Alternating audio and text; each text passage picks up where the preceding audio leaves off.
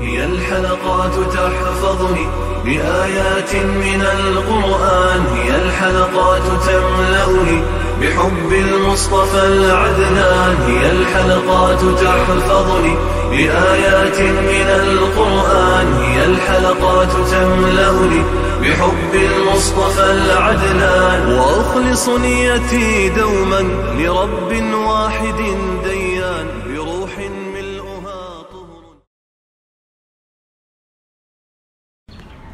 Sure İsra tefsiri 1. ayetinden başlayıp okuyayım inşallah. Bismillah, elhamdülillah, esselatu vesselamu ala Resulillah ve ala alihi ve sahbihi ecma'in. Esselamu aleyküm ve rahmetullahi ve berekatuhu. Tüvendi diktanlağa İbn Kesir rahimahullah'ın Kur'an-ı Kerim tefsiri Uygurca tercümesi İsra suresi 1. ayetinden başlayıp okuyayım inşallah. Ba'de euzu billahi mineşşeytanirracim. İsra suresi Mekke'de nazil bolgan 111 ayet. İsra suresinin fazileti. İmam Bukhari Abdullah ibn Mes'ud'un İsra, Kehf ve Meryem sureleri doğrusida hakikaten bu sureler en ulug' sureler ve men en avval öğrengen surelerdir deganligini rivoyat qiladi. İmam Ahmed Ayşe radiyallahu anhanın mundaq deganligini rivoyat qiladi. Payg'ambar alayhissalom nafl ro'za tutqili to'sa biz Payg'ambar alayhissalom emde ro'zasizlikni xohlamagandek deb qolatdik. Payg'ambar alayhissalom ro'za tutmasa biz emdi Payg'ambar alayhissalom ro'za tutmagandek deb qolatdik. Payg'ambar alayhissalom her kecha İsra suresini ve Zümer suresini o'qiydi. Bismillahirrahmanirrahim. Nihayet şefkatlik ve nihayet mehriban Allah'ın ismi bilen başlayayım. Allah barcha nuqsondan pakdir. O Muhammed aleyhisselam'a kudretimizin delillerini ko'rsatish uchun bendisini yani Muhammed aleyhisselamni bir kechada Masjidi Haromdan etrafını bereketli kılgan Mescidi Aqsoga ilib keldi. Hakikaten Allah hemmini anlap turgucudur, hemmini körüp turgucudur. Allah Teala'nın Peygamber aleyhisselamni öz kudreti bilen Haram mescidinden Aqsa mescidiga elib kelganliginin bayanı. Allah Teala başka birisinin kudreti yetmegen işqa özünün kudreti yetkenligi üçün Allah barcha nuqsondan pakdir deb özünü özü ulug'ladi. Allah Teala'dan başka ibadetke layık zat ve Rab yoktur. O Muhammed aleyhisselam'a kudretimizin delilini ko'rsatish uchun bendisini yani Muhammed aleyhisselamni bir kechada Masjidi Haromdan etrafını bereketli kılgan Aqsa mescidiga elib keldi. Aqsa mescidi bo'lsa İbrahim aleyhisselamdan tatip kelgan payg'ambarlarning makoni bo'lgan Aliyodiki bir mesciddir. Şuna Allah Teala Peygamber aleyhisselamni şu mescidga elib kelganda barliq payg'ambarlar şu yerga toplandı ve Peygamber aleyhisselam ulağa namazda imam bulup verdi. Bu Peygamber aleyhisselamның katta bir yol başlıqçı ve ulug' bir peygamber ekanliginin pakitidir. Allah Teala Aqsa mescidinin etrafındaki bereketni onun etrafındaki ziraat ve meyveleri kıldı. Allah Teala'nın Peygamber aleyhisselamni Aqsa mescidiga elib kelişi öz kudretiga dalalet kıladigan katta alametlerini onun ko'rsatish uchundir. Allah Teala Peygamber aleyhisselam'a şu alametlerini ko'rsatganligini bayon qilib mundaq dedi. Şübhisiz ki o Rabbinin kudretini ko'rsatadigan büyük alametlerini ko'rdi. Hakikaten Allah hemmini anlap turgucudur, hemmini körüp turgucudur. Yani Allah Teala mümin bolsun, kafir bolsun, Allah Taalaga işengini bolsun, işenmegini bolsun, hamma bandisining sözünü anlap turguchidir ve ularni ko'rib turguchidir. Şuna Allah Taala bandalarga mayli dunyoda yoki oxiratda bolsun, ular haqliq bo'lgan narsalarni bergichidir. Peygamber aleyhisselamның Aqsa mescidiga elib kelinganligini bayon qilib kelgan hadislar. İmam Ahmed Anas ibn Malik radıyallahu anhudan Peygamber aleyhisselamның mundaq deganligini rivoyat qildi. Allah Taala meni Aqsa mescidiga elib bormoqchi bo'lgan kechisi qishimga eshakdan cho'ngroq, qechirdan kichikroq bir uloq keltirildi. U uloq her bir qadimini ko'zi bilan yetgan yergacha bosatdi. Men uningga minib Aqsa masjidiga keldim. Uni payg'ambarlar uloqlarini bog'lab qo'ydigan mo'mi yog'ochga bog'lab qo'yib masjidga kirib 2 rakat namoz o'qib chiqdim. Masjiddan chiqqan vaqtimda Jibril alayhissalom oldimga bir qacha haroq bilan bir qacha sut elib keldi. Men sutni tanladim. Jibril alayhissalom menga islomning nishonini tanlading dedi. Shuning bilan birinchi osmonga elib chiqildim. Jibril alayhissalom osmonning eshigining ochilishini talab qildi. Farishta Jibril alayhissalomga "Sen kim?" dedi. Jibril alayhissalom "Men Jibril" dedi. Sen bilan kim bor dedi. Jibril alayhissalom "Men bilan Muhammed alayhissalom bor" dedi. Muhammed alayhissalom osmonga elib chiqildimi dedi. Jibril alayhissalom "Ha, Muhammed alayhissalom osmonga elib chiqildi" dedi. Eshik ochildi. Men birinchi osmonda Odam alayhissalom bilan uchrashdim. Odam alayhissalom meni qarshi oldi va yaxshi duolarni qildi. Ondan ikkinchi osmonga elib chiqildim. Jibril alayhissalom osmonning eshigining ochilishini talab qildi. Farishta Jibril alayhissalomga "Sen kim?" dedi. Jibril alayhissalom "Men Jibril" dedi. "Sen bilan kim bor?" dedi. Jibril alayhissalom "Men bilan Muhammed alayhissalom bor" dedi. "Muhammed alayhissalom osmonga elib chiqildimi?" dedi.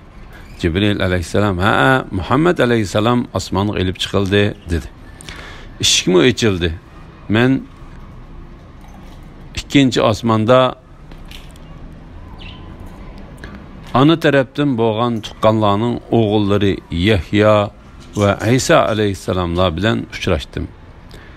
Ular meni qarshi oldi va yaxshi duolarni qildi. Ondan 3-chi osmonga olib chiqildim. Jibril alayhissalom osmonning eshigining ochilishini talab qildi. Farishta Jibril alayhissalomga "Sen kim?" dedi. Jibril alayhissalom "Men Jibril" dedi. "Sen bilan kim bor?" dedi. Jibril alayhissalom "Men bilan Muhammed alayhissalom bor" dedi. "Muhammed alayhissalom osmonga elib chiqildimi?" dedi. Jibril alayhissalom "Ha, Muhammed alayhissalom osmonga elib chiqildi" dedi. Eshik ochildi. Men 3-chi osmonda Yusuf alayhissalom bilan uchrashdim. Uningga dunyodagi go'zallikning yerim berilgan ekan. Meni qarshi oldi va yaxshi duolarni qildi. Ondan 4-chi osmonga elib chiqildim. Jibril alayhissalom osmonning eshigining ochilishini talab qildi. Farishta Jibril alayhissalomga "Sen kim?" dedi. Jibril alayhissalom "Men Jibril" dedi. "Sen bilan kim bor?" dedi. Jibril alayhissalom "Men bilan Muhammed alayhissalom bor" dedi. "Muhammed alayhissalom osmonga elib chiqildimi?" dedi. Jibril alayhissalom "Ha, Muhammed alayhissalom osmonga elib chiqildi" dedi. Eshik ochildi. Men 4-chi osmonda İdris alayhissalom bilan uchrashdim. Meni qarshi oldi va yaxshi duolarni qildi. Alloh taolo payg'ambari İdris haqida "Uni biz yuqori o'ringa ko'tirdik" dedi. Ondan 5-chi osmonga elib chiqildim. Jibril alayhissalom osmonning eshigining ochilishini talab qildi. Farishta Jibril alayhissalomga "Sen kim?" dedi. Jibril alayhissalom "Men Jibril" dedi. "Sen bilan kim bor?" dedi. Jibril alayhissalom "Men bilan Muhammed alayhissalom bor" dedi. "Muhammed alayhissalom osmonga elib chiqildimi?" dedi. Jibril alayhissalom "Ha, Muhammed alayhissalom osmonga elib chiqildi" dedi. Eshik ochildi. Men 5-chi osmonga 5. osmonda Harun alayhissalom bilan uchrashdim. U meni qarshi oldi va yaxshi duolarni qildi. Ondan 6. osmonga elib chiqildim. Jibril alayhissalom osmonning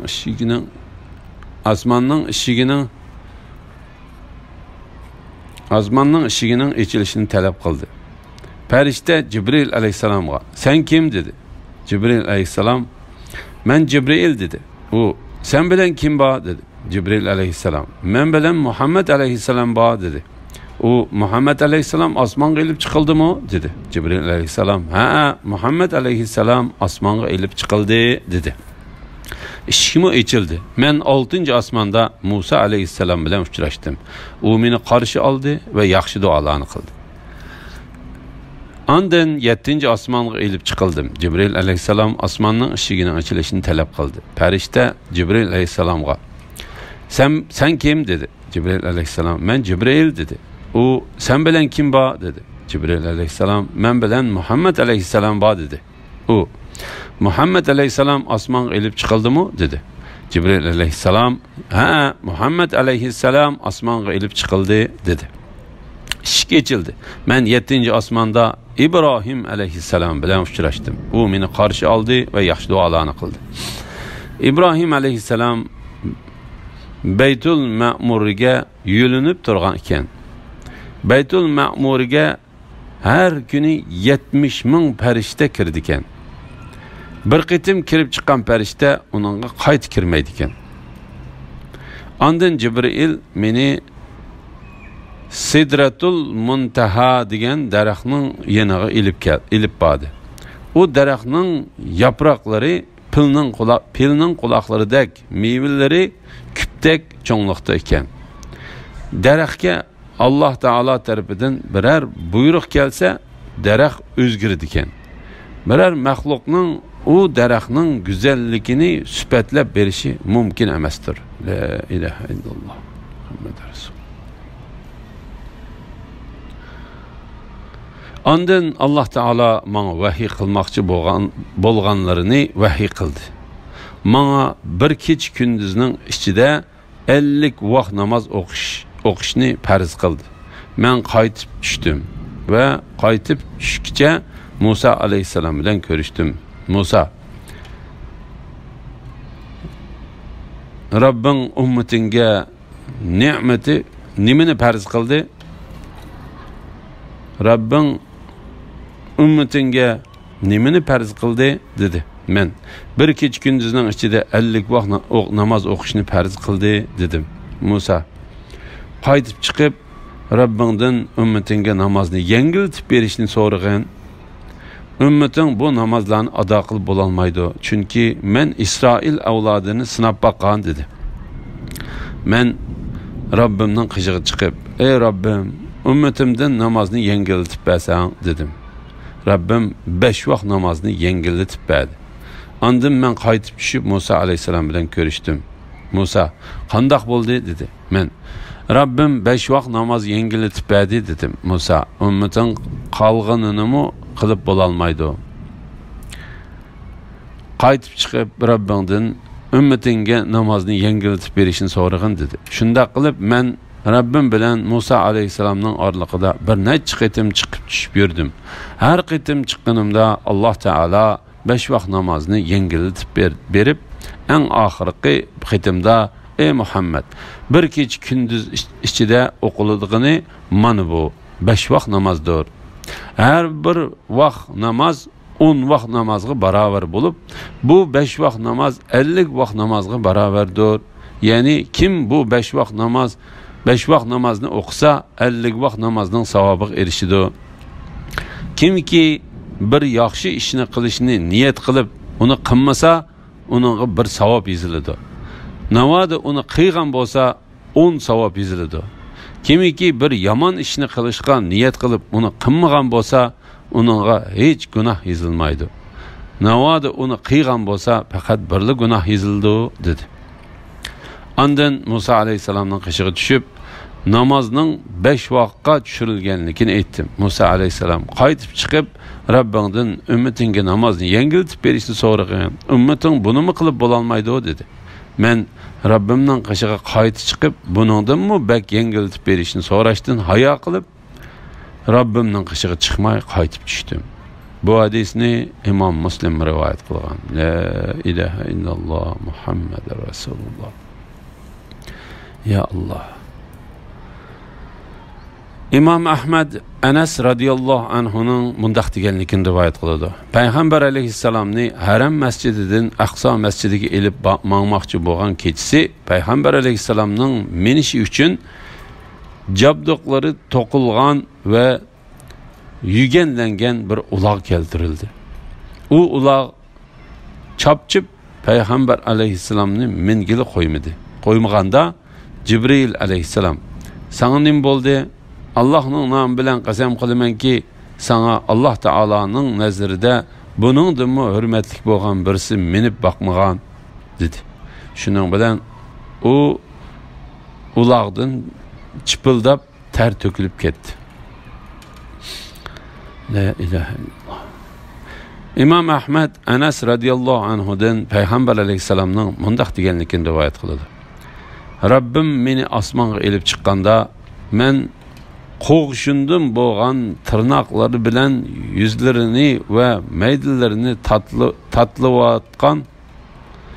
tatlıvatkan bir turkum kishilarning qishidan o'tdim.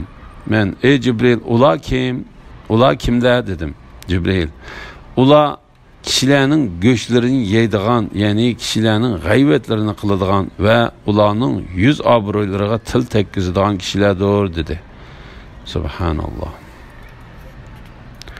İmam Ahmad Anas radıyallahu anhu'dan Peygamber aleyhisselamның mundaq deganligini rivoyat qildi. Men osmonga elib chiqilgan kechasi Musa aleyhisselamның qishidan o'tgan vaqtimda Musa aleyhisselam qabrisida o'ri turib namoz o'qiyotgan ekan. Bu hadisni İmam Muslim rivoyat qilgan. İmam Ahmad Anas ibn Malik'dan Malik ibn Sa'saning mundaq deganligini rivoyat qiladi. Payg'ambar alayhissalom sahobalarga o'zining haramdagi masjididan Aqsa masjidiga elib kelingan kechasi to'g'riliq so'zlab berib mundaq dedi. Men Hatimning yenida yenicha yotgan edim.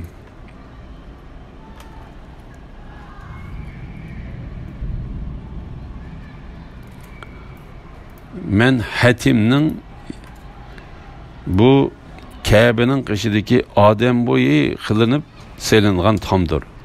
Men Hatimning yenida yenicha yotgan edim. Birisi kelib yeni turgan birisiga 3 kishining o'ttirisida yotgani shu dedi.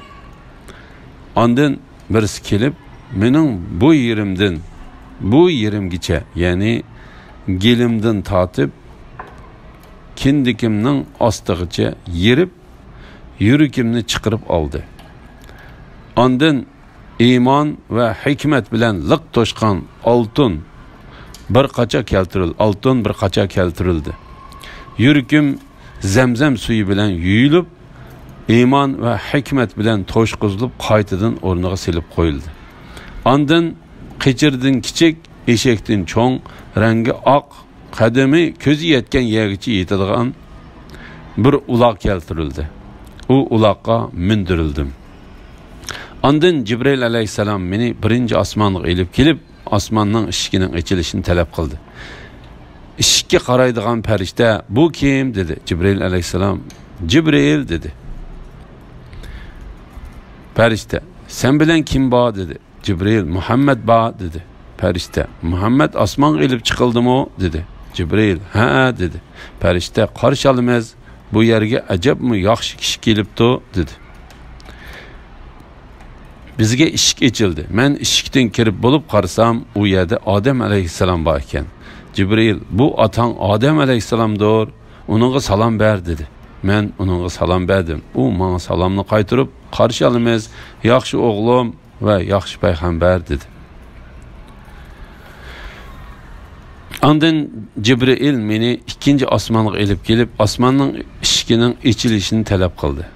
Eshikka qaraydigan farishta, "Bu kim?" dedi. Jibril alayhissalom, "Men Jibril" dedi. Farishta, "Sen bilan kim bor?" dedi. Cibril, Muhammed ba dedi. Ferişte, Muhammed osmonga ilib chiqildimi dedi. Cibril, ha dedi. Ferişte, qarshi olamiz, bu yerga ajabmi yaxshi kishi kelibdi dedi. Bizga eshik ochildi. Men eshikdan kirib qarasam, u yerda Yahyo va İsa alayhissalomlar bor ekan. U ikkisi ona tarafdan bo'lgan tuqqanlarning bolalari edi. Cibril, bu Yahyo va İsa alayhissalomlarni ularga salom ber dedi. Men ularga salom berdim. Ular menga salomni qaytarib, qarshi olamiz, yaxshi o'g'il va yaxshi payg'ambar dedi. Ondan Cibril meni 3-chi osmonga ilib keldi. Osmonning eshigining ochilishini talab qildi. Eshikka qaraydigan farishta, bu kim dedi. Cibril alayhissalom, Cibril dedi. Farishta, sen bilan kim bor dedi. Cibril, Muhammed bor dedi. Farishta, Muhammed osmonga ilib chiqildimi dedi. Cibril, ha dedi. Farishta, qarshi olamiz, bu yerga ajabmi yaxshi kishi kelibdi dedi. Bizga eshik ochildi. Men eshikdan kirib qarasam, u yerda Yusuf alayhissalom bor ekan. Cibril, bu Yusuf alayhissalomdir, uning salom ber dedi. Men uning salom berdim. U menga salomni qaytarib, qarshi olamiz, yaxshi o'g'il va yaxshi payg'ambar dedi.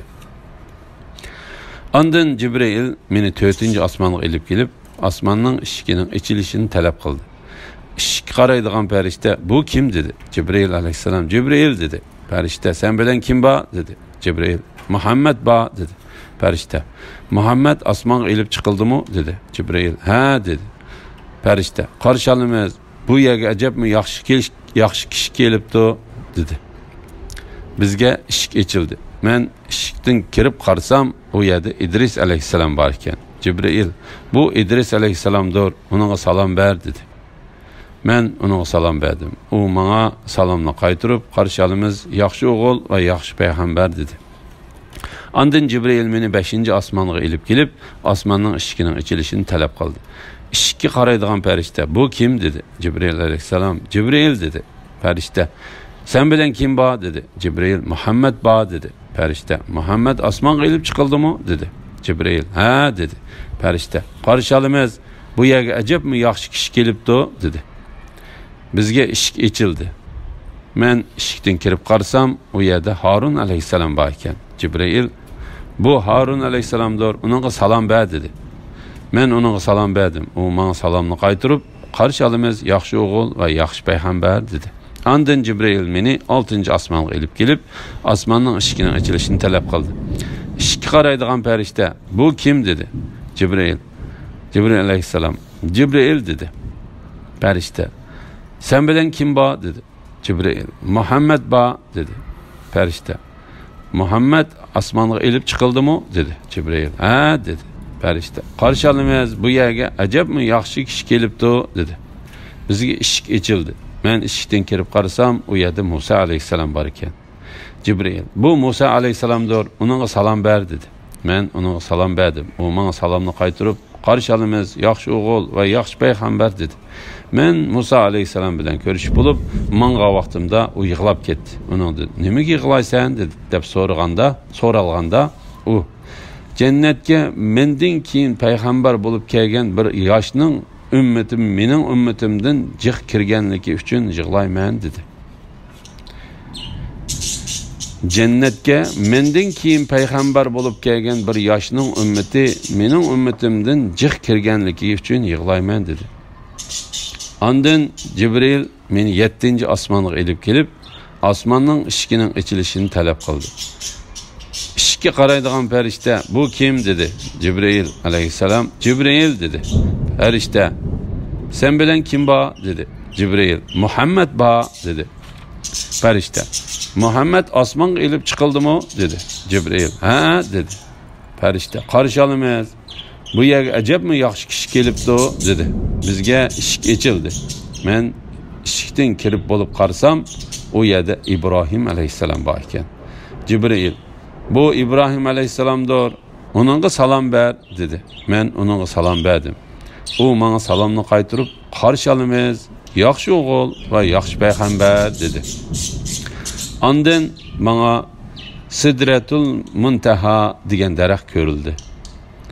U daraxtning mevasi Hajar kentining küpüdek, Hacer kentinin küpüdek, yaprıqı pilinin kulaklarıdek iken, Cibril aleyhisselam. Bu Sidretul Muntaha derhidir dedi. O yerde 4 derya bulup, ikisi teşiğe, ikisi içiga akıdı iken. Men, ey Cibril, bu nima o? Dedim, Cibril. İçiga akını cennetki 2 derya, teşiğe akını Nil deryası bilen Firat deryasıdır dedi. Andın bana Beytul Ma'mur görüldü.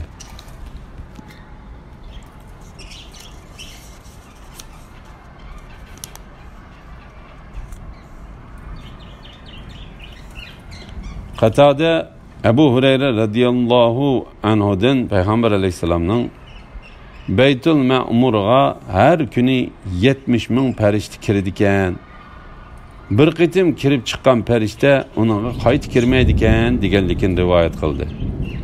Payg'ambar alayhissalom burunqi so'zini davom qilib mundaq dedi. Andin oldimga bir qacha haroq, bir qacha sut va bir qacha hasal keltirildi.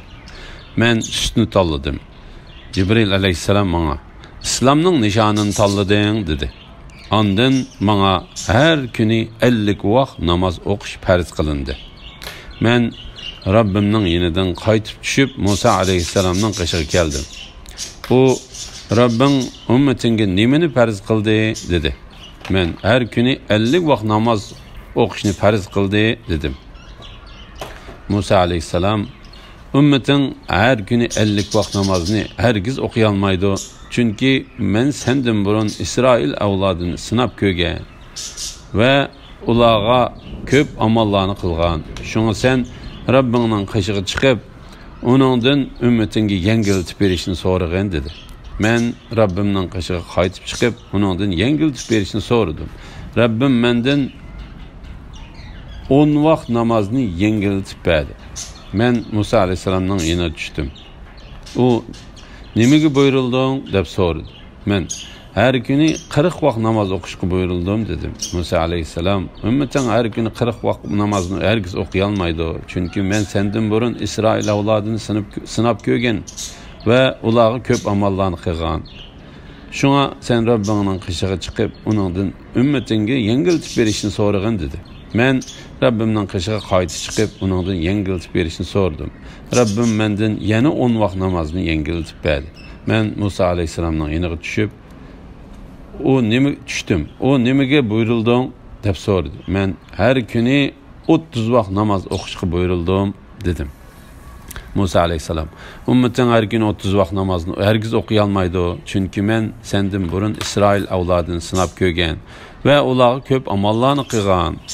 Shunga sen Rabbingning qishig'iga chiqib, uningdan ummatingga yengiltib berishni so'ragan dedi.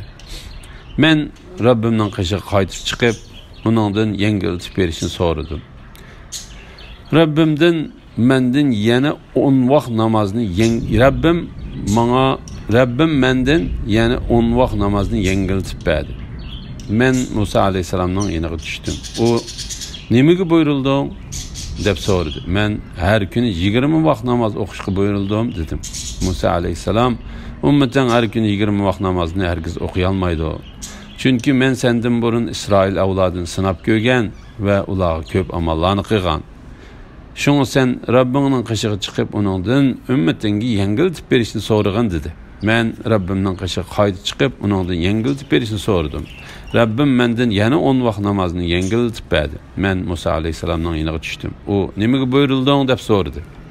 Men har kuni 10 vaqt namozni o'qishga buyurildim dedim. Musa alayhissalom, ummating har kuni 10 vaqt namozni hargiz o'qiy olmaydi. Chunki men sendan burun Isroil avlodini sinab ko'rgan va ularga ko'p amallarni qilgan. Shunga sen Rabbingning qishig'iga chiqib, uningdan ummatingga yengiltib berishni so'ragan dedi. Men Rabbimning qishig'iga qaytib chiqib, uningdan yengiltib berishni so'radim. Shuning bilan Rabbim meni har kuni 5 vaqt namoz o'qishga buyurdi. Men Musa alayhissalomning yoniga tushdim. U nimaga buyurilding deb so'radi. Men har kuni 5 vaqt namoz o'qishga buyurildim dedim. Musa alayhissalom, ummating har kuni 5 vaqt namozni hargiz o'qiy olmaydi. Chunki men sendan burun İsrail avlodini sinab ko'rgan va ularga ko'p amallarni qilgan. Shunga sen Rabbingning qishig'i chiqib, uningdan ummatingga yengiltib berishni so'ragan dedi. Men Rabbimdan namozni yengiltib berishni jiq so'radim. Bu qitim yana so'rashdan hayo qilaman. Men buningga rozi bo'laman va uni qabul qilaman dedim. Ondan men Musoning qishidan ayrilib mong'an edim. Menga haqiqatan men farzlarimni belgiladim va bendemden yengiltib berdim deyildi. İmam Buxoriy Anas ibn Malik radiyallahu anhu'nun mundaq deganligini rivoyat qiladi. Abu Dar bizga Payg'ambar alayhisalomning mundaq deganligini so'zlab beradi. Men Makkada Ummu Hainaning uyida yotgan edim. Ummu Hani'aning uyida yotgan edim. Men yotgan uyning uygisi ichildi. Ondan Jibril tushib, ko'ksimni yerib, uni zamzam suyi bilan yuvgandan keyin hikmat va iymonga liq to'shqizilgan bir oltin qochini elib kelib, qochidagi hikmat bilan iymonni ko'ksimga qo'ydi. Keyin ko'ksimni etib etdi. Ondan qo'limni tutib birinchi osmonga elib chiqdi. Birinchi osmonga kelganda Jibril alayhisalomning ishigiga Jibril osmonning ishigiga qaraydigan farishtaga "Ishikni och" dedi farishta. "U kim?" dedi. Jibril. "Men Jibril" dedi farishta. "Sen bilan birisi bormi?" dedi. Jibril. "Ha, men bilan Muhammad alayhisalom bor" dedi farishta. "Muhammad osmonga elib chiqildimi?" dedi Jibril. "Ha" dedi. Farishta ishni ichib bergandan keyin biz birinchi osmonning ichiga kirdik. Birinchi osmonda o'ng va so'l tarafida bir munch kishilar bilan o'ltirgan bir kishini uchratdik. U kishi o'ng tarafidagi kishilarga qarasa kulatdi. So'l tarafidagi kishilarga qarasa yig'laydi. U kishi "Qarshi olamiz, yaxshi o'g'lim va yaxshi payg'ambar" dedi. Men Jibrilga "Bu kim?" dedim. Jibril: "Bu Adem aleyhisselamdır. Onun o'ng va so'l tarafidagi kishilar uning pushtidan bo'ladigan bolalardir. O'ng tarafidagi jannatga kirdiganlar, so'l tarafidagi do'zaxga kirdiganlardir. Shunga u o'ng tarafidagi kishilarga qarasa kuladi, so'l tarafidagi kishilarga qarasa yig'laydi" dedi. Ondan Jibril meni ikkinchi osmonga elib chiqdi. Ondan Payg'ambar alayhisalom har bir osmonda bir payg'ambar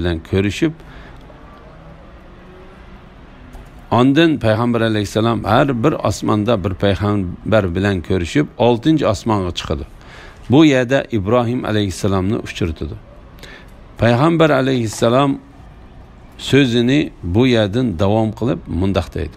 Ondan İbrahimning qishidan o'tdim. U "Qarshi olamiz, yaxshi o'g'il va yaxshi payg'ambar" dedi. Men Jibrilga "Bu kim?" dedim. Jibril "U İbrahim alayhisalomdir" dedi.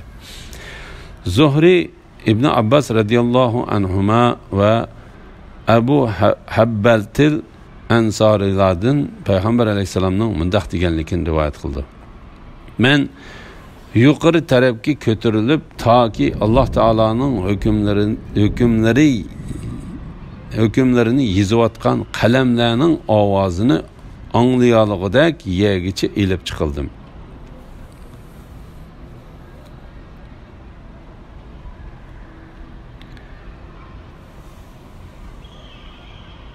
İbn Hazmi ve Anas ibn Malik radiyallahu anhu Payg'ambar alayhisalomning mundaq deganligini rivoyat qiladi. Alloh taolo ummatimga 50 vaqt namozni farz qildi. Men uni elib qaytib tushishda Musa alayhisalomning qishidan o'tdim. U Alloh taolo ummatingga nimani farz qildi dedi. Men 50 vaqt namoz o'qishni farz qildi dedim. Musa alayhisalom: Rabbingning qishig'i chiqib uningdan ummatingga yengillatib berishni so'ragan, chunki ummating 50 vaqt namozni hargiz o'qiy olmaydi dedi. Men Alloh taoloning qishig'i chiqdim. Allah Teala namazının yerimini yengiltib berdi. Ondan men Musa alayhisalomning qishig'i qaytib tushib uningga Allah Teala namazının yerimini yengiltib berdi dedim. Musa alayhisalom: Rabbingning qishig'i chiqib, uningdan ummatingga yana yengillatib berishni so'ragan. Chunki ummating bu namozlarni hargiz o'qiy olmaydi dedi. Ondan yana Allah Taola'nın qishig'i chiqdim. Allah Taala namazning yerimini yengiltib berdi. Ondan men Musa alayhissalomning qishig'i qaytib tushib uningga Allah Taala namazning yerimini yengiltib berdi dedim. Musa alayhissalom Rabbingning qishig'i chiqib uningdan ummating yengiltib berishni so'ragan. Chunki ummating bu namozlarni hargiz o'qiy olmaydi dedi. Men Allah Taola'nın qishig'i chiqib Allah Taola'dan yengiltib berishni so'radim. Allah Taala mana bu 5 vaqt namoz, 50 vaqt namozga barobardir. Mening so'zim o'zgarmaydi dedi. Ondan men Musa alayhissalomning qishig'i qaytib tushdim. Musa alayhissalom Rabbingning qishig'i chiqib uningdan ummatingga yana yengiltib berishni so'ragan dedi. Men Musa alayhissalomga men Rabbimden buningdanmi bak yengiltib berishni so'rashdan hayo qilaman dedim. Ondan keyin Jibril meni ilib menib Sidratul Muntaha degan daraxtning qishig'i ilib keldi.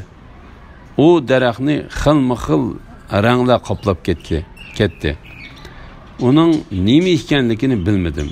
Ondan jannatga kirgizildim. Jannatda marvoyitlardan yasalgan bulabqılar bar ekan. Jannatning to'pisi ipordan ekan. La ilaha illalloh Muhammad rasul.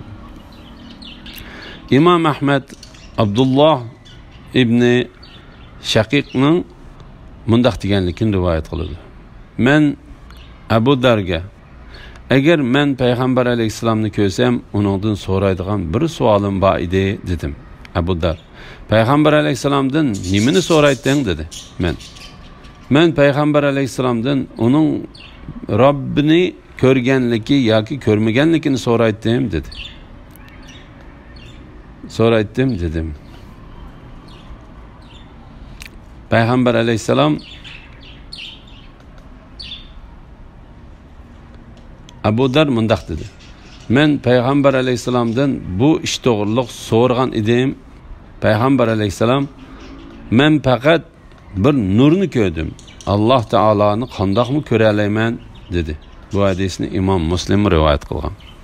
İmam Ahmad Jabir ibn Abdullahdan payg'ambar alayhisalomning mundaq deganligini rivoyat qildi. Mening Aqsa masjidiga elib berilganimga Qurayshliklar ishonmay turayotgan chaqda men Hatimning qishida turdim. Allah Taala mening dilimga Aqsa masjidini ochiqlashtirib berdi. Shuning bilan men ularga uning alomatlarini xuddi men uni ko'rib turgandek tasvirlab berishga boshladim. Bu hadisni İmam Buxoriy va Muslim rivoyat qilgan. İmam Bayhaqi ibn Shihab'dan Abu Salama ibn Abdurrahmanning mundaq deganligini rivoyat qildi. Bir turkum Qurayshliklar Abu Bakrning qishig'i kelib uningga sen hamrohing, ya'ni payg'ambar alayhisalom demoqchi. Sen hamrohing to'g'risida qanday qaraysan? U bir kechining ichida Makkadan Aqsa masjidiga berib keldim deydi-ku dedi Abu Bakr. U shundaq dedimi? dedi. Ular shundaq dedi Abu Bakr. Mubad u shundaq degan bo'lsa, men uning rost aytganligiga guvohlik beraman dedi. Ular u oqshimi Shamga, ya'ni Aqsa masjidiga menib tong etishdim burun Makkaga qaytib keldim deyotsa, sen yana uning ishonamsan dedi Abu Bakr. Ha, u texi uningdanmi bak? Sizlarning aqlinglar qabul qila olmaydigan yot ishlarni qilsimi, men uning ishonaman. Men uning osmondan elib kelgan xabarlardanmi ishonaman dedi. Shuning bilan Abu Bakr Siddiq, ya'ni ishonguchi deb ataldi. İmam Ahmad ibn Abbas radıyallahu anhumaning mundaq deganligini rivoyat qiladi. Payg'ambar alayhisalom Aqsa masjidiga elib berilib, u yerdan osmonga elib chiqilgan kechisi jannatga kirdi. u jannatning bir tarafida past bir ovozni angladi. Payg'ambar alayhissalom: "Ey Jibril, bu kimning ovozi?" dedi. Jibril: "Muazzin Bilalning" dedi. Payg'ambar alayhissalom sahobalarning qishi qaytib kelganda shak shubhisizki Bilal nijot topibdi. Men uning haqida mundaq ishlarni ko'rdim dedi. Musa alayhissalom payg'ambar alayhissalomni qarshi ilib, savodsiz bo'lgan payg'ambarni qarshi olamiz dedi. Payg'ambar alayhissalom: Musa alayhissalom uzun chechi quliqi yoki quliqining ustiga tushgan bir kishi ekan dedi. Payg'ambar alayhissalom: "Ey Jibril, bu kim?" dedi. Jibril alayhissalom: "Bu Musadir" dedi. Payg'ambar alayhissalom uzoq mang'andan keyin uningga surlik yashangan bir kishi uchrab, uni qarshi ilib, uningga salom qildi. Payg'ambar alayhissalom hammasi payg'ambar alayhissalomga salom qiladi. Payg'ambarlarning hammasi payg'ambar alayhissalomga salom qiladi. Payg'ambar alayhissalom: "Ey Jibril, bu kim?" dedi. Jibril alayhissalom: "Bu dadang İbrahim alayhissalomdir" dedi. Payg'ambar alayhissalom do'zaxga qaradi. Uningda bir turkum kishilarning tap yeyotganligini ko'rdi. Payg'ambar alayhissalom: "Ey Jibril, bular kimlar?" dedi. Jibril alayhissalom: "Bular kishilarning go'shtlarini yeydigan, ya'ni g'ayvat qiladigan kishilardir" dedi. La ilaha illalloh. Payg'ambar alayhissalom rengi nihoyat qizil va ko'zi nihoyat ko'k bir kishini ko'rib, "Ey Jibril, bu kim?" dedi. Jibril alayhissalom: "Bu Salih alayhissalomning to'ygisini bo'g'izlagan kishidir" dedi. Payg'ambar alayhissalom Aqsa masjidiga kelgan vaqtida payg'ambarlarga imom bo'lib namoz o'qib berdi. Payg'ambar alayhissalom namozni o'qib bo'lgandan keyin uning oldiga biri o'ng tarafidan, ya'ni biri so'l tarafidan bo'lib ikki dona qoch keltirildi. Qochining birida sut, ya'ni birida hasal bor edi. Payg'ambar alayhissalom sutni elib ichdi. Qochini tutib turg'ini islomning nishonini tanlading dedi. İmam Ahmed İbn Abbas radıyallahu anhumaning mundaq deganligini rivoyat qildi. Payg'ambar alayhissalom Aqsa masjidiga elib berilib, shu kechasi qaytib keldi. Ondan payg'ambar alayhissalom o'zining u yerga borganligini, Aqsa masjidining alomatlarini va u yerdagi to'ygilarni Qurayshliklarga so'zlab berdi. Ularning ichidan bir turkum kishilar: "Biz Muhammadning bu vaqtda gaplariga ishonmaymiz" deb kufrlik qaytdi. Ondan Alloh taolo ularni Abu Jahl bilan qo'shib Badr kuni musulmonlarning qilichlari bilan adibini berdi. Abu Jahl: "Muhammad bizni zaqqum darixi bilan qo'rqitamdi. Xom bilan suzmi ilib kelib zaqqum daraxining mevasi qilib yangla" dedi.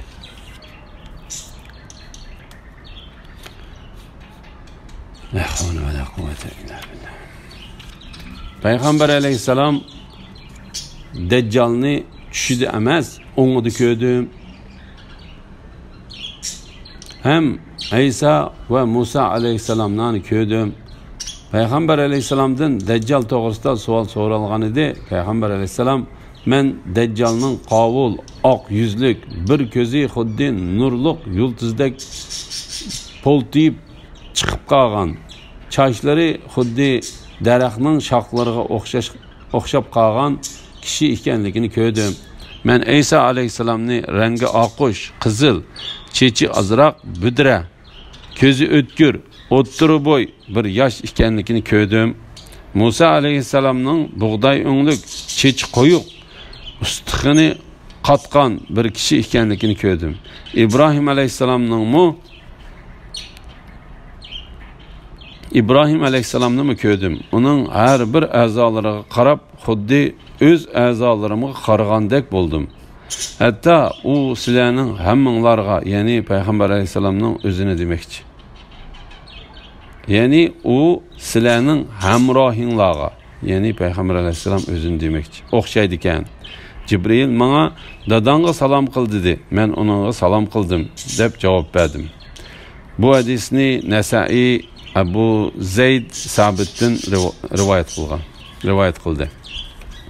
Bayhaqi İbn Abbas radıyallahu anhumadan Peygamber aleyhisselamның men Aqsa mescidiga elib berilgan kechisi İmran oğlu Musa aleyhisselamның igiz boy oruq xuddi Yemendeki Şenua kabilesinin adamlarına oxşab ketadigan bir kishi ekanligini ko'rdim. İsa aleyhisselamni bo'lsa o'ttir boy, rangi oqish qizil, chechi azroq budri bo'lgan bir yosh ekanligini ko'rdim deganligini rivoyat qiladi.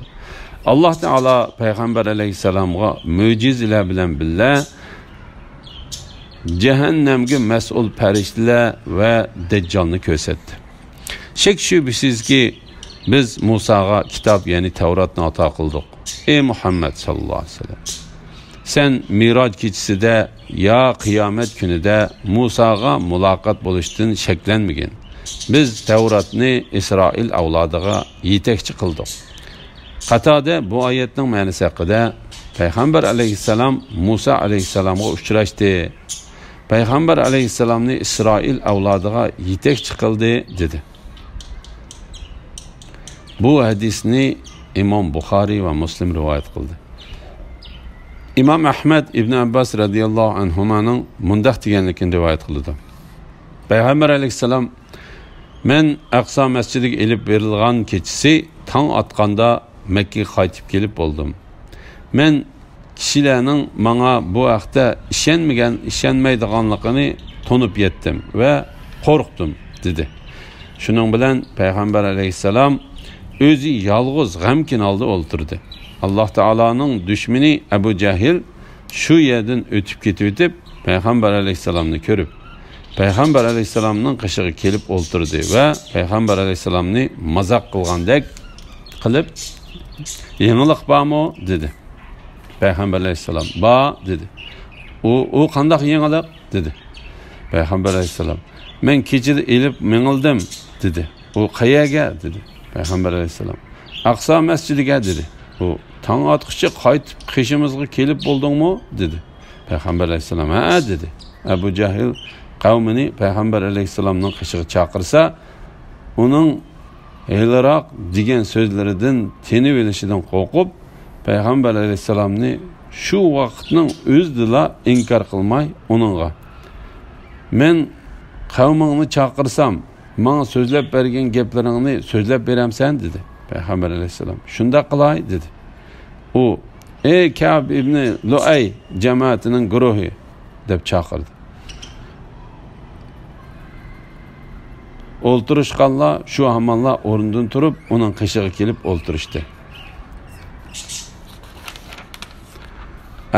Abu Jahil Payg'ambar alayhissalomga "Menga so'zlab bergan so'zlarni qavmingga so'zlab bergin" dedi. Payg'ambar alayhissalom "Men kechida elib mengildim" dedi. Ular "Qayaga?" dedi. Payg'ambar alayhissalom "Aqsa masjidiga" dedi. Ular "Tong otqichi qishimiz qaytib kelib bo'ldingmi?" dedi. Payg'ambar alayhissalom "Ha" dedi. Payg'ambar alayhissalomning yolg'on aytganiga hayron qolgan kishilarning ba'zilari cho'qchilishib ketdi va ba'zilari qo'llari bilan boshlarini tutdi. Ular "Bizga Aqsa masjidini sifatlab beralamsan" dedi. Ularning ichidagi Falastinga borgan va Aqsa masjidini ko'rgan kishilarmi bor edi. Payg'ambar alayhissalom mundaq dedi: "Shuning bilan men Aqsa masjidini sifatlab belgili turdim. Menga uning ba'zi sifatlari aniq bo'lmay qoldi. Shuning bilan Aqsa masjidi ko'z oldimga keltirilib, Uqayl yoki Iqolning qo'rosining töven tarafiga qo'yildi. Ondan men uni qarab turib sifatlab berdim. Shundaq bo'lsa-mu, yana men yada ilib olmagan sifatlar bor edi. Kishilar Alloh taolaning nomi bilan qasam qilamizki, u to'g'ri sifatlab berdi dedi. Bu hadisni Nasai va Bayhaqi rivoyat qilgan. Hafiz Abu Bakr Bayhaqi Abdullah ibn Mas'udning mundaq deganligini rivoyat qildi. Payg'ambar alayhissalom Aqsa masjidiga elib berilgan kechisi Sidratul Muntahaning qishig'iga kelib to'xtadi. Bu Sidratul Muntaha 6. osmonga o'rinlashtirilgan daraxt bo'lib, ostinqi osmondan o'rlagan yoki ustinki osmondan tushgan narsalar shu yerga kelib to'xtaydi. Alloh taolo payg'ambar alayhisalomning u daraxtni ko'rganligini bayon qilib mundoq dedi. U Sidratul Muntahani olamlarning Robbining nuri qoplagan chaqda ko'rdi. Ya'ni u oltin yopiq bilan qoplangan ko'rdi. Bu yerda payg'ambar alayhisalomga 5 vaqt namoz farz qilindi. Baqara surasining oxiridagi 2 oyat va Alloh taologa hech narsani shirik qilmagan kishining cho'ng gunohlarining kechirilganligidan iborat ne'matlar berildi. İmam Ahmed mundaq rivoyat qildi. Ömer ibn Xattob radhiyallohu anhu Jabiya degan yerda edi. Uning Falastinni fathi qilganligi haqida gap tarqaldi. Bu haqda Abu Salama Abu Sinandan Ubayda ibn Adamning mundaq deganligini rivoyat qildi. Ömer ibn Xattob radhiyallohu anhu Kaibga seningcha men qaysi tarafga qarab namoz o'qisam bo'lar dedi. U agar mendek o'qay desang, men namozni toshning keynida o'qidim. Shunday qilsang, Aqsa masjidi oldi tarafingda bo'ladi dedi. Umar ibn Xattob radhiyallohu anhu sen Yahudilarga o'qishib qalasan. Men namozni payg'ambar alayhissalom o'qigan yerda o'qiyman dedi-da, namozni qibla tarafga berib o'qidi. Qibla tarafiga berib o'qidi. Ondan axlatlarni to'niga yig'di. Kishilarni supurdi. Ömer radhiyallohu anhu Yahudilarning olim bo'lgan Ka'b ko'rsatgan toshni ulug'lab, oldini shu tarafga qilib turib namoz o'qimadi. Ka'b bo'lsa toshni ulug'lab, uni o'zlarining qiblasi qilib olgan kishilardan edi.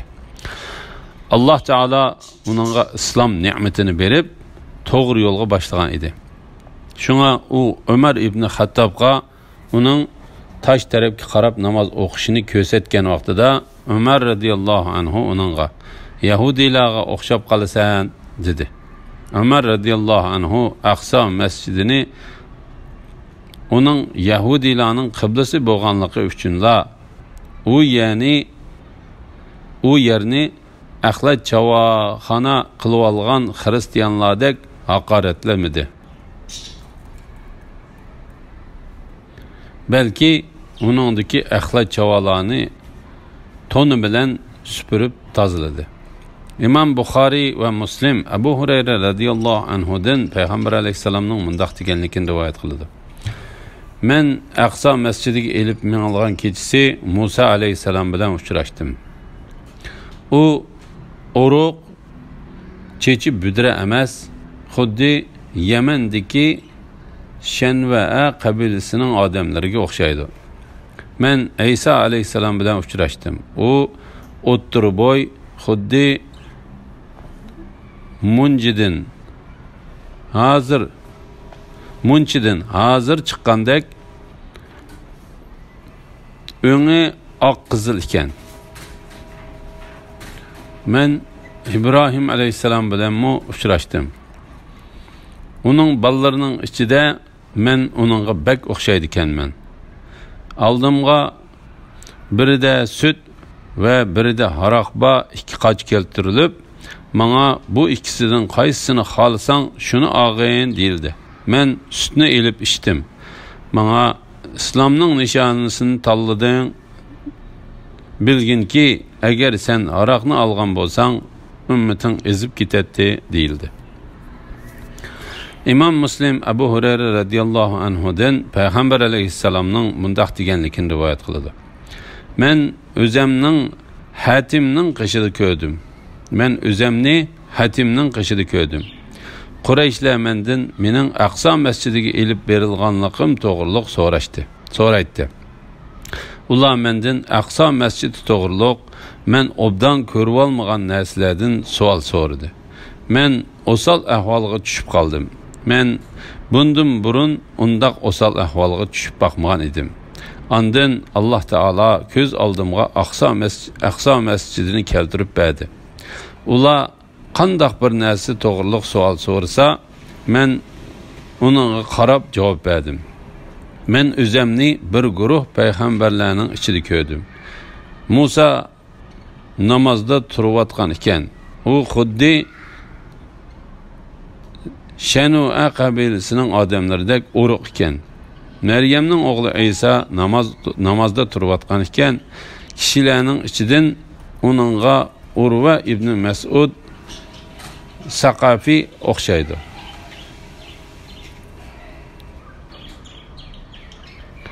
İbrahim'u namazda turayotgan ekan, kishilarning ichidan onunğa sizlarning hamrohinglar, ya'ni Payg'ambar alayhisalom o'zini demoqchi, o'xshaydi.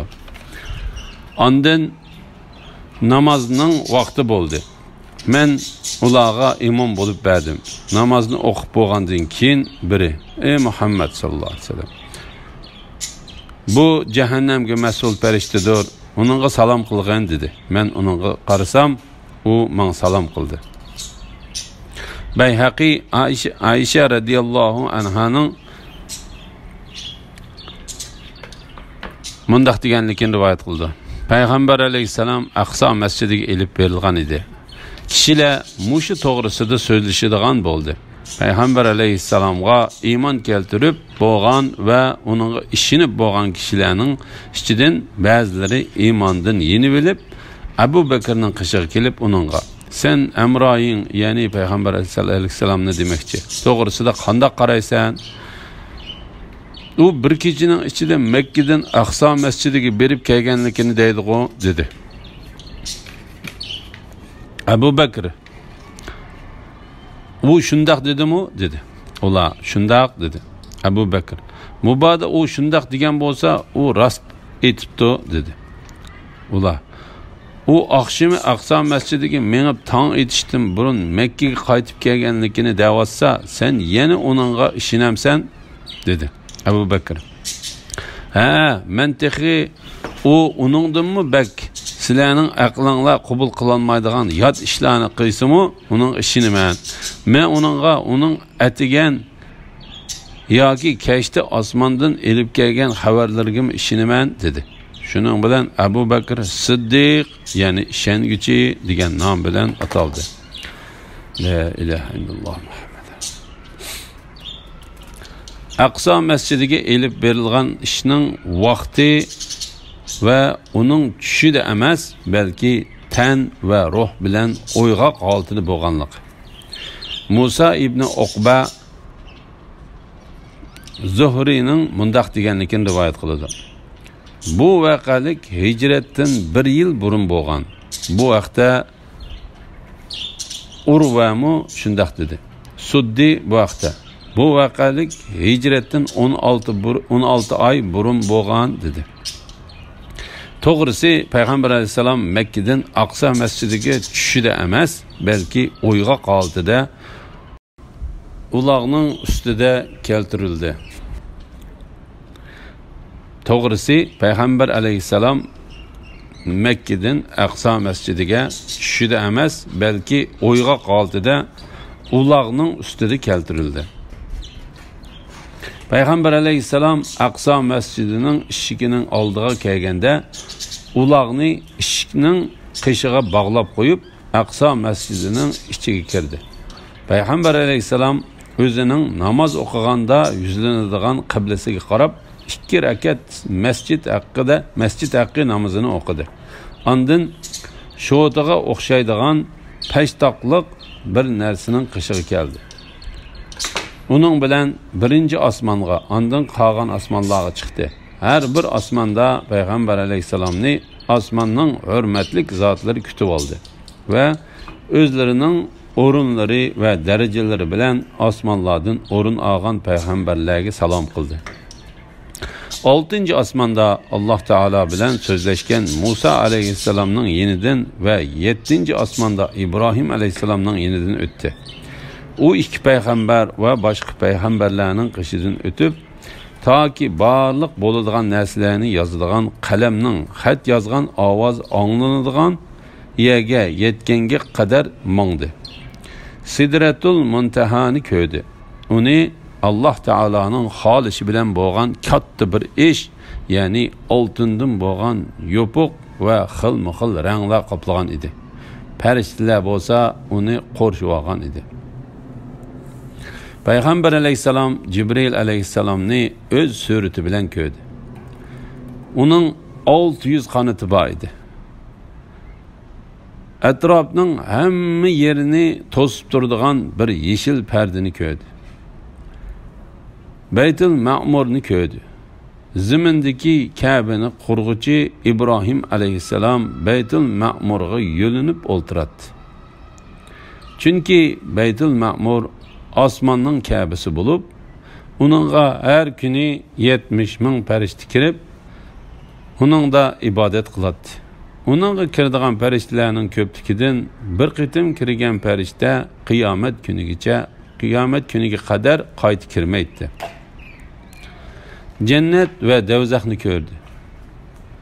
Alloh taolo payg'ambar alayhissalomga u yerda 50 vaqt namozni farz qildi. Ondan bandalariga rahmat qilib 5 vaqtga yengiltib berdi. Bu namozning ulug' va kattaligiga qattiq ko'ngil bo'lganligini ko'rsatib berdi. Ondan payg'ambar alayhissalom Aqsa masjidiga tushdi. Payg'ambarlarmu uning bilan birga tushdi. Payg'ambar alayhissalom namozning vaqti bo'lganda ularga imom bo'lib berdi. Bu namoz shu kunning bandat fajr namozi bo'lishi mumkin. Ba'zi olimlar payg'ambar alayhissalom ularga osmonda imom bo'lib bergan deydi. Hamma rivoyatlar payg'ambar alayhissalomning Aqsa masjidi imom bo'lib berganligini isbotlaydi. Lekin bu rivoyatlarning ba'zisida payg'ambar alayhissalom Aqsa masjidiga Makkadan borgan vaqtida imom bo'lib bergan deb bayon qilingan. To'g'risi payg'ambar alayhissalom osmonga chiqib qaytish vaqtida imom bo'lib bergandir. Chunki payg'ambar alayhissalom osmonda payg'ambarlarning qishidan o'tgan vaqtida ularni Jibril alayhissalomdan bir-birlab so'rab mangdi. Jibril alayhissalom payg'ambar alayhissalomga ularni tanishtirib mangdi. Aslida to'g'risi mana bu. Chunki payg'ambar alayhissalom Alloh taolaning qishiga Alloh taolaning o'z irodasi bo'yicha payg'ambar alayhissalom va uning ummatlariga belgilangan farzlarni topshirilish uchun chiqishi lozimdir. Payg'ambar alayhissalomning osmonga elib chiqilishidagi maqsad o'rinlanib bo'lgandan keyin payg'ambar alayhissalom va boshqa qarindoshlari bir yerga to'plandi. Ondan Alloh taolo Muhammad alayhissalomni boshqa payg'ambarlarga imom qilish orqali ulardan texim hurmatlik va fazilatlik ekanligini oshkorladi. Payg'ambar alayhissalom Jibril alayhissalomning ishorat qilishi bilan imom bo'lgan edi. Ondan payg'ambar alayhissalom Aqsa masjididan chiqib, uliqiga mingan holda tun qorong'usida Makkaga keldi. Rostini Alloh taolo bilguchidir. La ilaha illalloh Muhammad rasul. Ammo payg'ambar alayhissalomning oldiga sut va hasal, sut va aroq yoki sut va suv yoki mushlarning hammasi barqachilar keltirilgan ish ba'zi rivoyatlarda Aqsa masjidida bo'lgan deb kelsa, ba'zi rivoyatlarda osmonda bo'lgan deb keldi. Bu her iki yerda bo'lgan bo'lishi mumkin. Chunki bular kelguchining oldiga uni mehmon qilganning o'rnida keltirilgan narsalardir. Rostini Alloh taolo bilguchidir. Payg'ambar alayhissalom uyqusida emas, uyg'oq holatida teni va ruhi bilan Makkadan Aqsa masjidiga elib kelingan bo'lib, Alloh taoloning tövendiki ayeti bunun delilidir. Allah barcha nuqsondan pokdir. U Muhammad alayhissalomga qudretimizning dalillerini ko'rsatish uchun bandisi ya'ni Muhammad alayhissalomni bir kechada Masjidi Haromdan atrofini barakatli qilgan Aqso masjidiga elib keldi. Alloh taoloni poklash cho'ng ishlar yuz berganda bo'ladi. Agar bu voqea tushib bo'lgan bo'lsa, bu bir cho'ng ish bo'lmagan bo'ladi. Qurayshning kofirlari payg'ambar alayhissalomni inkor qilmagan va payg'ambar alayhissalomga iymon etib bo'lganlarmi iymondan yenib olmagan bo'ladi. Hamda bandi degan so'z tan bilan ruhning berikmasidan hosil bo'lgan gavdiga berilgan atalg'idir.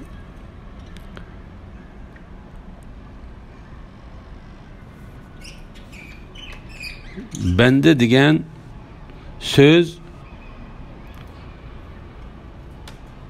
banda degan so'z tan bilan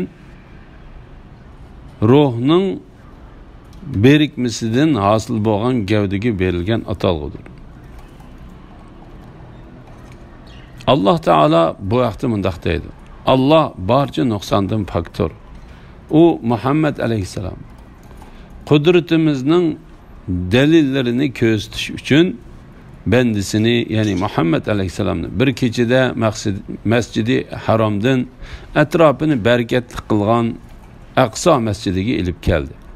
Biz sana Miraj kechisi osmon zimindagi ajoyiblardan ko'rsatgan ko'rinishni, Qur'ondagi la'nat qilingan daraxtni, ya'ni Qur'onda zikr qilingan zaqqum daraxtini faqat kishilar uchun sinoq qildik.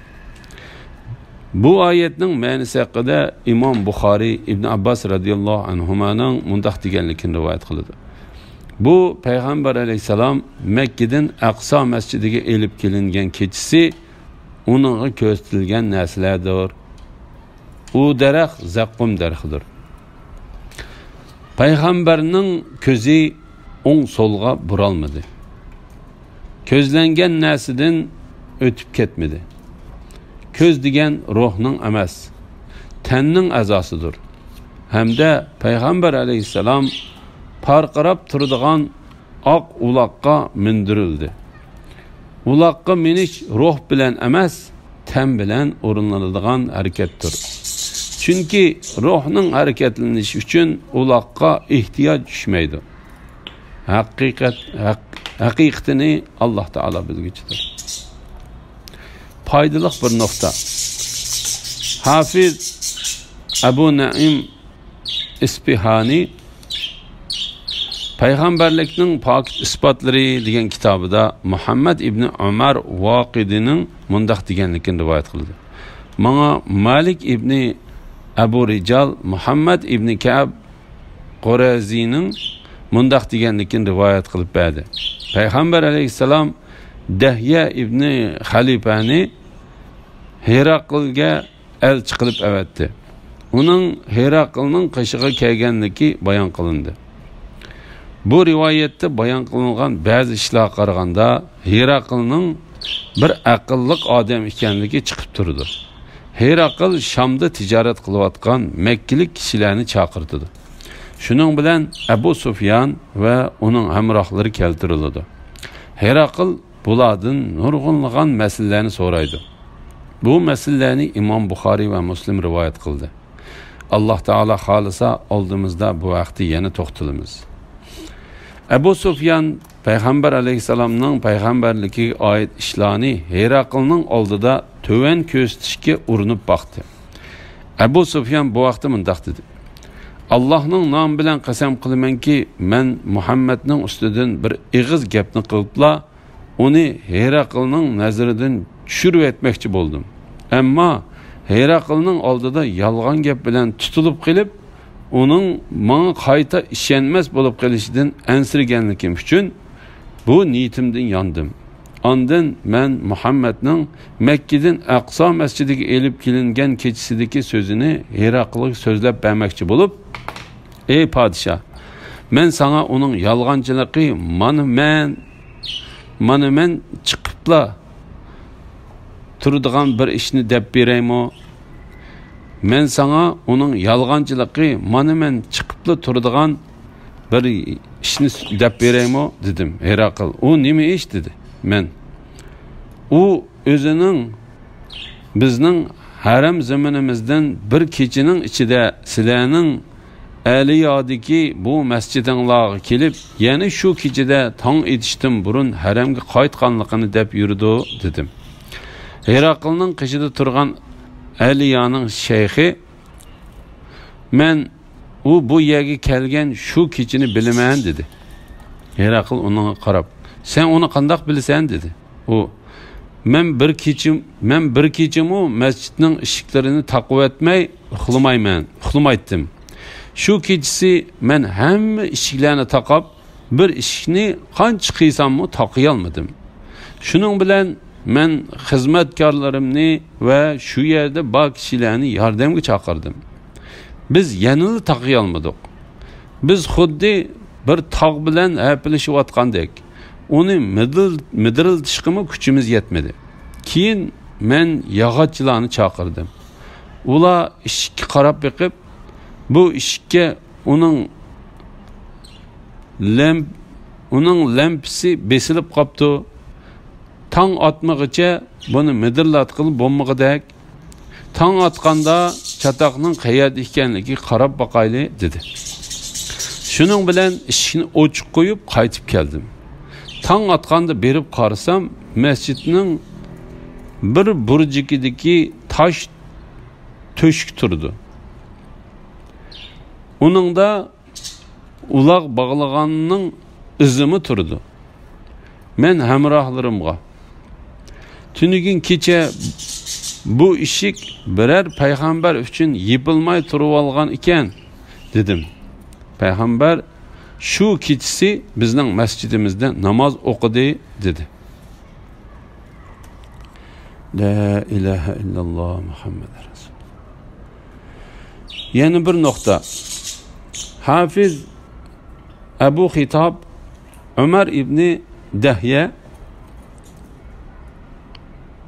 yo'rituvchi chiroq qilinib avatilgan payg'ambarning tug'ilgan kechisini yo'ritish degan kitobida payg'ambar alayhissalomning Makkadan Aqso masjidiga elib kelingan voqealigini bayon qilib kelgan hadisni Anas radhiyallohu anhudan rivoyat qilib va bu voqealik to'g'risida to'xtalib nayt yaxshi manfaatlarni yetkazdi.